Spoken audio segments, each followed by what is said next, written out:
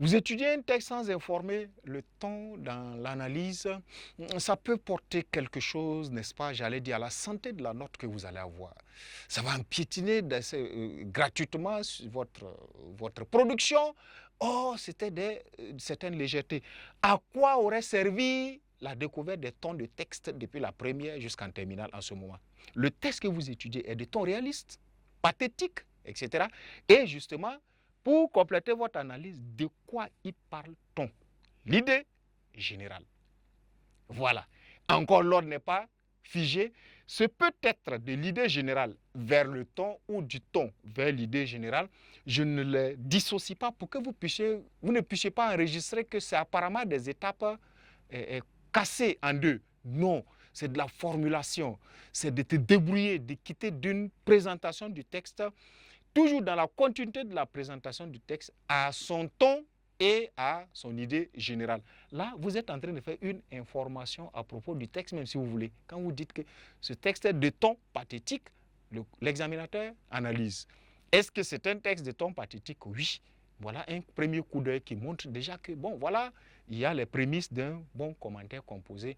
En essence, de quoi y parle-t-on? Il faut contextualiser de façon générale. Et quand on dit idée générale, ce n'est vraiment pas le lieu de commencer à commenter le texte, à dire ce qu'il y a en un point fini et vers la fin tomber dans ce qu'on pense même. Vous serez là en train de faire de l'anticipation sur le texte. Donc, on atterrit à l'idée générale, n'est-ce pas, du texte, sans un ordre figé. Des candidats vont aller du ton vers l'idée, d'autres iront de l'idée générale vers le ton du texte et à l'issue de quelle étape on annonce le plan du travail. C'est cette impression que d'autres ont et ils pensent que le commentaire composé est facile à introduire, soit.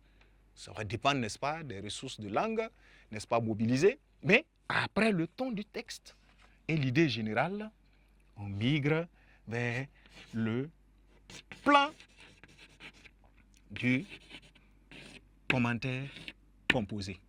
Alors, il mérite de s'y attarder. De quoi il s'agit lorsqu'on sera dans le plan du commentaire composé? Il est question, n'est-ce pas, on allait dire, si c'est trop dit, de dire sans réfléchir, mais c'est de donner la consigne qui accompagnait le commentaire composé. Voilà son avantage. Et dans ce texte, vous montrerez d'une part la tristesse du personnage X comme ça et son désir d'aller venger, n'est-ce pas? Voilà, celui qui a provoqué sa tristesse. Ne donne pas, ne vient pas inventer cet ordre-là. Décortique sa tristesse, décortique après son désir d'aller se venger. Mais si vous commencez par le désir d'aller se venger, le travail même n'est pas venu au hasard comme ça. Parce que le désir de se venger est peut-être une raison exprimée. Quand le travail commence par la raison pour aller vers, n'est-ce pas, le résultat ou en tout cas la conséquence vers la cause ou la cause vers la conséquence, dans cette certaine note, celui qui vous a prescrit le sujet ne l'a pas fait au hasard. Il y a une note à obéir. Quand vous inversez, ce n'est plus en ce moment trop bon. Donc, dans l'annonce du plan du commentaire composé, on va dire quoi? Il s'agit, n'est-ce pas, d'accord, d'annoncer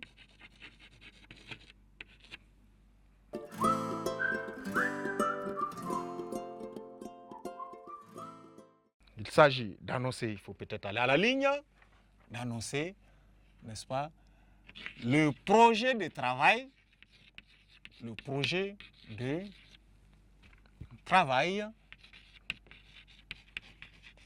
n'est-ce pas,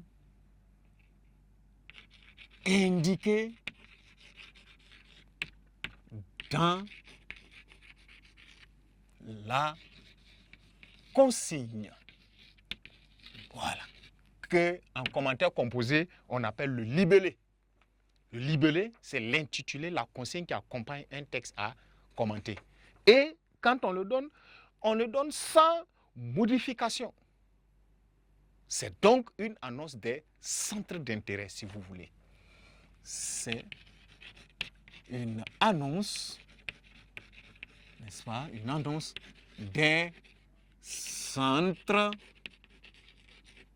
d'intérêt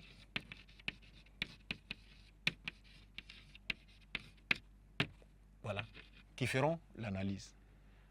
Dans l'exemple de tout à l'heure, démontrer la tristesse du personnage, puis son désir d'aller venger ou se venger contre celui qui l'a mis dans cet état. Analyse de, n'est-ce pas, la tristesse est centre d'intérêt 1. Désir de se venger est centre d'intérêt 2. Si nous étions en argumentation comme la dissertation, on allait dire quoi? Le centre d'intérêt, c'est le synonyme de IPP, idée prise de position.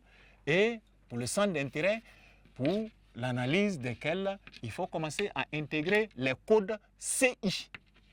Quand vous voyez CI, c'est centre d'intérêt, au même titre que quand vous voyez CC, commentaire composé, vous allez voir S sous CI, ce sont sous centre d'intérêt, quand nous allons, n'est-ce pas, plus progresser dans le développement. Voilà, qui nous permet d'avoir, n'est-ce pas, projeter ainsi l'analyse, sinon la progression de l'introduction dans un commentaire composé. Ce n'est pas aussi compliqué que ça. Vous allez vous rendre compte que vous avez 3 grandes étapes. Seulement dans chacune des étapes, peut-être que vous aurez des éléments. Étape numéro 1, ne commencez jamais une introduction, que ce soit en commentaire ou ailleurs, brusquement comme ça. On vous a demandé de montrer la tristesse d'un tel personnage et son désir d'aller se venger, et vous commencez directement, par exemple, par la tristesse, ou bien vous commencez directement par le texte que nous sommes en train d'étudier. C'est inélégant, aussi simple que ça. La méthodologie acceptée ailleurs, vous l'aurez compris, pour ceux qui s'en sortent en commentaire d'histoire, ils coupent notre méthodologie simplement, ou en tout cas la méthodologie commence à partir de là. Peut-être le haut n'est pas dedans. Le document soumis à notre analyse est un document de, voilà, extrait exactement de la même manière. Mais ne le faites pas en français. Pour embellir votre introduction, commencez par une contextualisation générale qui met la thématique ou le thème ou le sujet d'analyse dans un contexte un peu plus grand, n'est-ce pas? Et vous atterrissez sur le texte pour sa présentation. Allez à votre guise ou à votre, n'est-ce pas, selon vos désidératas, de l'auteur vers le texte ou du texte vers l'auteur. Dans une présentation acceptable, subdivisée en autant de phrases qu'il faut, en n'oubliant pas que l'introduction a besoin d'être, n'est-ce pas, brève. Il ne faut pas être trop fleuve. Et par la suite, vous informerez l'examinateur, le correcteur du ton et de l'idée générale du texte et enclencherez, n'est-ce pas, simplement le plan du commentaire composé, qui n'est autre qu'une duplication, un rappel. Vous plaquez simplement la consigne qu'on vous a donnée, n'est-ce pas, qui est venue à la suite du commentaire composé. Donc voilà pour ce qui est de l'introduction et qui nous permet, n'est-ce pas, d'évoluer vers le développement.